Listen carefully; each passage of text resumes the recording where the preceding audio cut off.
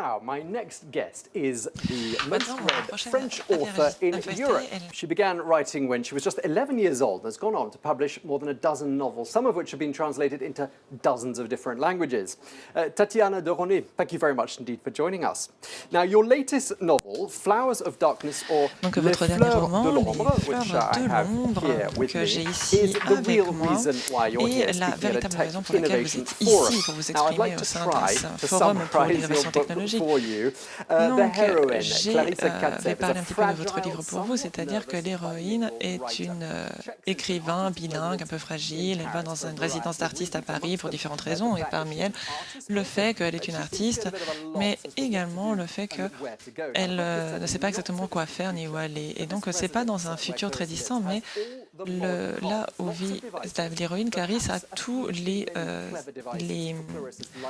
appareils qui sont nécessaires pour Clarisse. Et parfois, à un bout d'un moment, il commence à jouer avec son état d'esprit. Est-ce que vous avez identifié un peu avec Clarissa dans votre vie quotidienne, par exemple les objets connectés à la maison qui sont juste un petit peu trop intelligents, d'où vous êtes venu l'idée du livre? Alors vous savez, beaucoup de mes lecteurs, mais ça j'ai l'habitude, pensent que Clarissa Katsev c'est moi. On a l'habitude quand on écrit des romans. Bon, peut-être il y a des éléments un petit peu autobiographiques, mais moi j'ai voulu explorer aussi l'imaginaire de l'écrivain face à cette créativité qui pourrait naître grâce ou à cause de l'intelligence artificielle. Et donc j'ai voulu aussi explorer les objets connectés, bien sûr, qu'est-ce qu'ils dévoilent de nous. Et puis surtout, c'est la première fois que j'aborde le futur dans tous mes livres. Ça a souvent été le passé, comment le passé influence le présent. Et là, c'était la première fois que je suis rentrée, que j'ai ouvert cette porte, de me jeter dans le futur. J'ai beaucoup aimé. Alors on me dit, mais vous avez écrit une dystopie, vous avez écrit un roman d'anticipation. Et en fait, je dirais non, pas vraiment, parce que j'ai toujours essayé de rester très proche de cette femme et d'explorer ce futur-là à travers ses yeux. Mais finalement, comme vous le dites, ce futur-là, c'est demain. Alors, vous êtes auteur, vous venez d'une famille extrêmement créative, artistique même. Est-ce que vous pensez que dans la communauté d'artistes, il y a un certain sens de paranoïa par rapport à l'intelligence artificielle, artificial intelligence, qui va peut-être remplacer la créativité des êtres humains? Alors moi, personnellement, ça me fait peur, c'est vrai, quand on voit ces programmes qui sont capables d'imiter des tableaux de grands artistes ou même des musiques qui sont inventées par des robots aujourd'hui. Je m'intéresse dans ce livre également aux robots sexuels. Alors, on ne va pas dire exactement pourquoi, parce que ça dévoile une grande partie du livre. Mais les robots, vraiment, comme j'ai dit tout à l'heure, ont tendance à venir dans notre vie intime la plus proche. Et la créativité, finalement, c'est né de quoi? C'est né de nos doutes. Les artistes sont des gens qui doutent, qui ont parfois peur, qui se posent des questions, qui sont en recherche permanente. Un robot ne doute jamais de rien.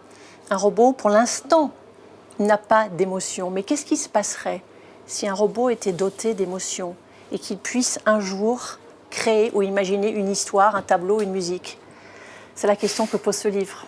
Mais ce n'est pas que des mauvaises nouvelles par rapport à l'avenir non plus, parce qu'il y a beaucoup d'exemples, même aujourd'hui, d'intelligence artificielle qui nous aide, notamment dans le secteur de la médecine, par exemple. Bien sûr, et vous savez, mon père, qui va être là tout à l'heure sur ce plateau, il a piqué une citation à un cinéaste que j'aime beaucoup, qui est le futur m'intéresse parce que c'est là où je veux passer le reste de ma vie ». Et je pense qu'on a tous peur du futur, et ce livre reflète cette peur, même si elle n'est pas totalement la mienne. Mais je me dis que si on part vers ce futur avec quelque chose de tellement noir et tellement angoissant, en se disant « Oh mon Dieu, ça va être épouvantable », d'ailleurs, regardez même ce qu'on vit aujourd'hui, cette pandémie, personne n'aurait pu la prédire. C'est un film de science-fiction. Là, on ne porte pas nos masques, mais on va les remettre dès qu'on sort d'ici. Donc en fait, voilà, je pense que le futur, il faut essayer de le regarder avec enthousiasme, même si c'est difficile. Il ne reste pas beaucoup de temps, mais un dernier mot, s'il vous plaît. Votre conseil pour les téléspectateurs, comment peut-on vivre en tranquillité avec tous ces objets connectés alors? Alors, encore une fois, je ne suis vraiment pas une spécialiste. Je dirais simplement, je répéterai ce qu'on sait déjà, ne pas dévoiler trop d'informations personnelles, effectivement, essayer de faire attention à ce qu'on met de soi sur ces fameuses traces numériques, être un petit peu prudent quand même. OK. Author Tatiana de Ronay, thank you very much indeed. Thank you very much. Merci beaucoup.